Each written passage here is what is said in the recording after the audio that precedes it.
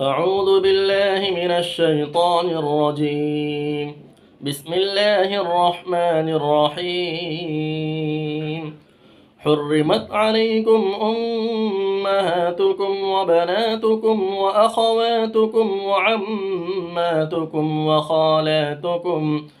وخالاتكم وبنات الأخ وبنات الأخت وأمهاتكم اللاتي أرضعنكم وأخواتكم من الرضاعة وأمهات نسائكم وربائبكم اللاتي في حجوركم من نسائكم اللاتي دخلتم بهن، فإن لم تكونوا دخلتم بهن فلا جناح عليكم، وحلائل أبنائكم الذين من أصلابكم، وأن تجمعوا بين الأختين إلا ما قد سلف، إن الله كان غفورا رحيما.